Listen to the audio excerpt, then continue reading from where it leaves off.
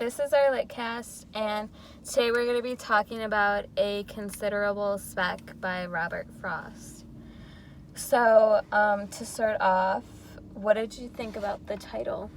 So, I thought the title was pretty interesting because the two main words in the title, considerable and speck, are a juxtaposition because, you know, a speck is something like so small that we usually don't give much thought to, and just because it's like so insignificant in our lives, whereas considerable just kind of like indicates like a large amount of significance, like a lot of significance. And so like right away the first thing you see is like a juxtaposition, and then also in the title is the word microscopic, but it's in like a smaller font underneath a considerable speck. And I think it's interesting to look at how like the actual text mirrors the word microscopic, just because microscopic is like a small word, and so you can really see how like the font and everything like is starting to mirror the text. Yeah, and then jumping to the beginning of the poem, the first two lines were introduced to like this microscopic speck, where he goes, a speck that would have been beneath my sight on any but a paper sheet so white. And then in line 3, it starts off and it goes, set off across what I had written there. Which line 3 is really the first time we get this personification of this speck, where it's not just this tiny thing, but it's like something more significant, something that like does stuff, you know. And like the words like set off, the two words, is just kind of indicating that like he's beginning something, like a journey, and it's just kind of giving him like, yeah, it's like personifying the speck more, just it's like signifying that like the speck is about to do something with purpose. It's not just going to like be a speck, but it's going to like go do something, right? And then so like in the next 3 lines, I think the enjambment is interesting. It says, I had idly poised my pen in air to stop it with a period of ink when something strange about me made it think. So there's no pauses in those 3 lines or anything until the comma after the word think in line 6. And I think that's interesting just to think about, because it's just kind of indicating that the narrator's like hesitating, and this is like the first time that he's like really considering this to like be something more than just a speck, and he's beginning to realize that like this has a mind of its own. So like here he's just kind of like thinking fast and like not really considering anything, and then like all of a sudden he pauses and he hesitates and he thinks like, oh, this might be something considerable.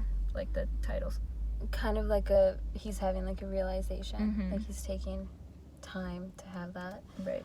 And then in line 8 he goes, but unmistakably a living might, which I thought was interesting. It's not just, oh, like a living might, but unmistakably, you know, like further implying how like much of a mind this tiny thing has, that like without a doubt it's living. It's not like, oh, maybe, but like unmistakably. Yeah.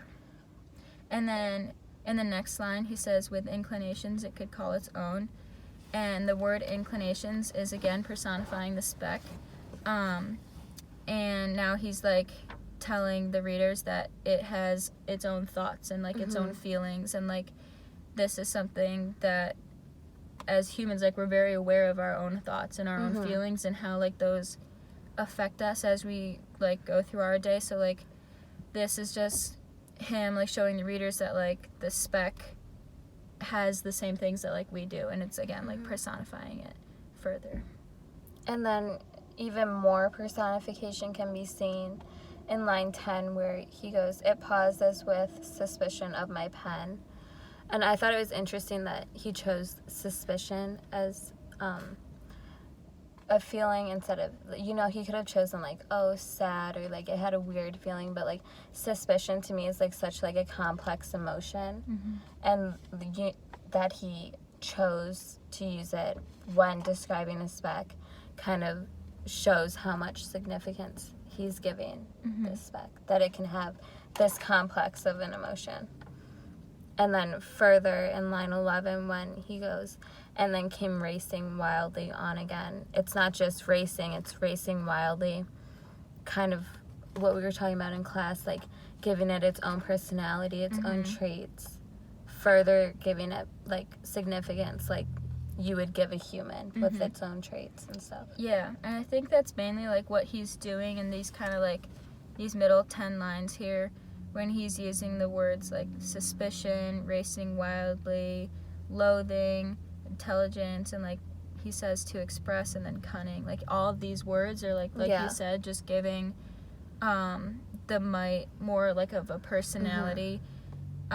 Whereas, like, before he's establishing it as, like, a living thing, but now he's, like, establishing its feelings and its thoughts, and, like, makes it a lot more, like, real to us. And I, like, the same thing with suspicion. I thought loathing was an interesting word that he uses, just because, like, it's such, like, a complex feeling, because, like, it's not just hatred or, like, like, just, like, being mad at someone, but it's, like, loathing. It's, like, a deep, like, deep, complex feeling that, like, a lot of humans can understand, but, like, we wouldn't think of, like, kind of, like, dogs or something to, like, loathe something just because it's kind of weird, but, like, that he's giving such, like, a Speck, like, that kind of feeling, I think is interesting.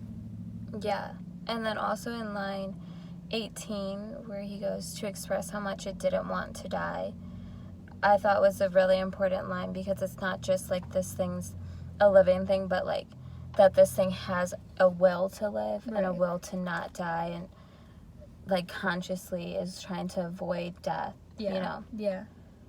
And then also, like, in line 20, again with the punctuation, says, it faltered, I could see it hesitate, and then there's, like, a semicolon.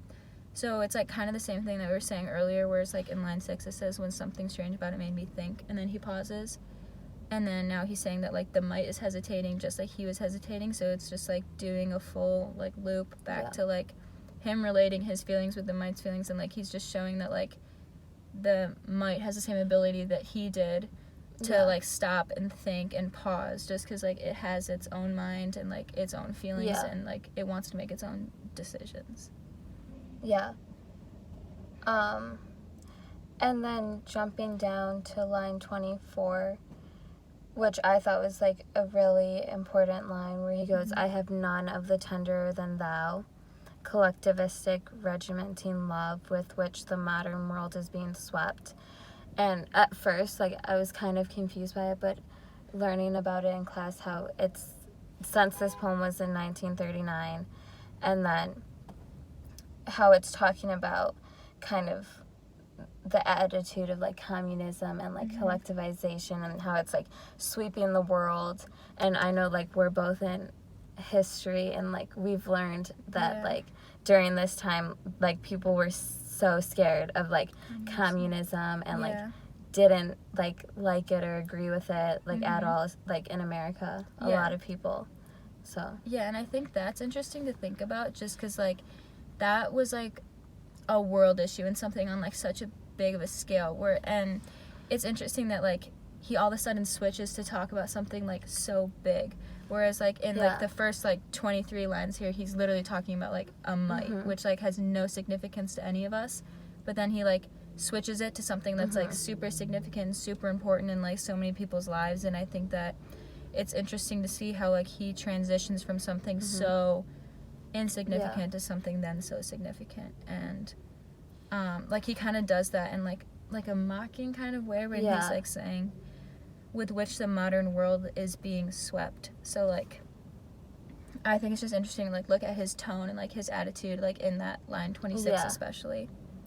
Just, like, making fun of, like, culture in general. And yeah, I can see that.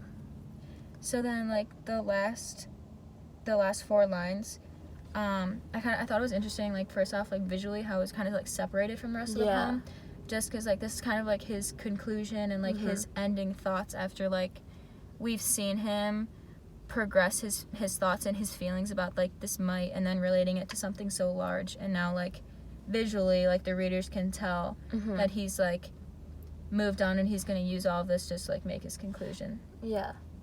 And then in the last couple lines, they go, I have a mind myself and recognize mind when I meet with it in any guise. No one can know how glad I am to find on any sheet the least display of mind. Which I think he's, again, like you said, he's like wrapping up his thoughts and kind of driving home this idea that like intelligence and like mindfulness can be found really anywhere. Yeah. And like the smallest thing is a mite. Still has like that Yeah. capacity the same Yeah. like that we do. That like intelligence like has a lot of different forms, and like it's not always like what you think it is, or like what you are. Mm-hmm. I agree. Yeah. Okay. All right. Thank you.